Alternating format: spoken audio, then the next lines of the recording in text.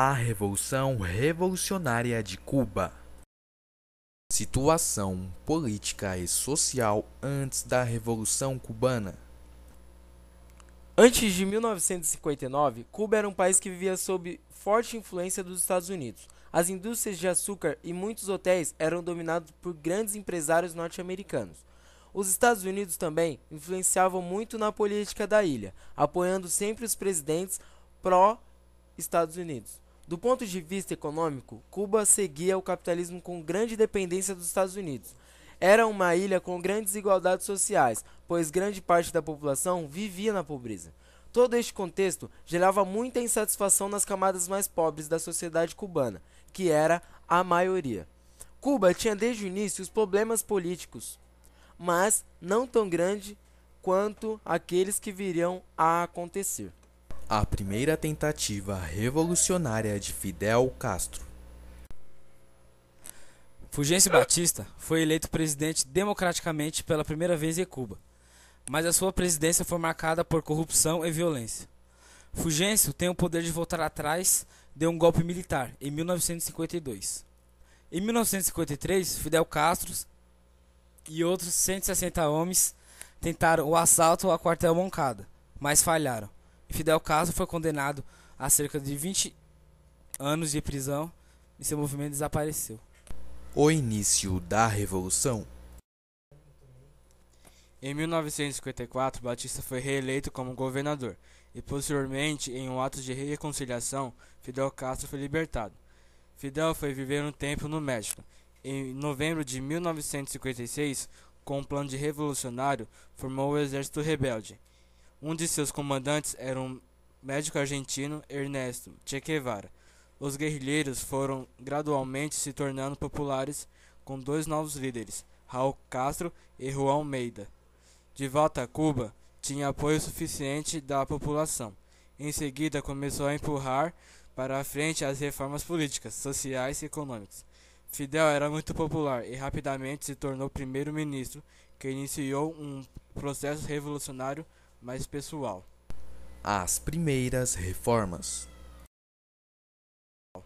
Em 1959 começaram as primeiras reformas, especialmente em matéria de reformas industriais e a nacionalização dos bancos.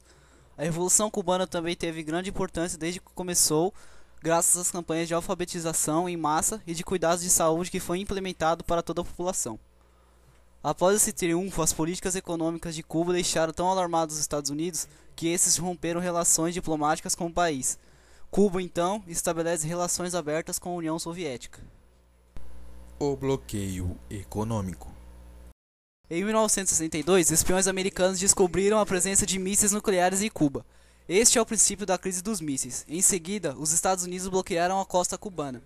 Após 13 dias de estarem à beira de uma guerra nuclear, o problema foi resolvido, mas os Estados Unidos decidem bloquear totalmente da ilha.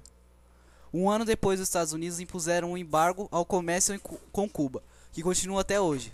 Este embargo proíbe outros países que mantêm relações com os Estados Unidos se estabelecerem relações comerciais com Cuba. Fidel Castro torna-se um inimigo dos Estados Unidos e ganha a reputação do esquerdista, especialmente dos países latino-americanos. Ao longo do tempo, a economia cubana tornou-se dependente da União Soviética e outros países comunistas. A queda do Muro de Berlim representou um duro golpe para a economia cubana, porque toda a ajuda financeira recebida por outros países comunistas desapareceu. Os frutos da Revolução. O primeiro passo para a Revolução Cubana foi a nacionalização das empresas, ou seja, as empresas passaram a ser cubanas e deixaram de ser dos Estados Unidos. Após, ocorreu a reforma agrária, redistribuindo as terras. Com o final da Guerra Fria e com o fim da União Soviética, Cuba sofre um embargo econômico, ou seja, surge a impossibilidade de importar e exportar com outros países, dando origem a crises energéticas, envelhecimento do parque industrial, baixa tecnologia. O fim da guerra.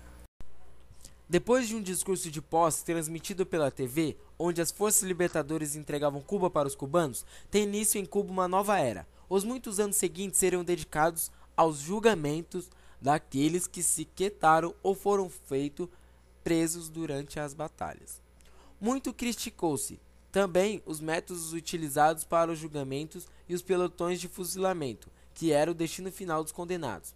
Che era o responsável pelo tribunal sumário, e há quem se refira como Holocausto. Porém, esquecem que foi uma guerra e das milhares de pessoas que morreram nas mãos desses a quem estava se dando a chance de um julgamento. A violência econômica. Admitindo que não conseguiria reverter a situação militarmente sem causar um grande alvoroço internacional, os Estados Unidos decidem então apelar para a violência econômica, assim denominada por Fidel. Entre outras palavras, colocaram em prática o embargo comercial, onde não mais comprariam nem venderiam nada a Cuba. Não satisfeitos, pressionaram muitos outros países da América e Europa a fazer o mesmo. Com o passar dos anos, a maioria desses países voltou a se relacionar comercialmente, como o Brasil. Porém, as relações diplomáticas entre Cuba e Estados Unidos estão cortadas até os dias de hoje.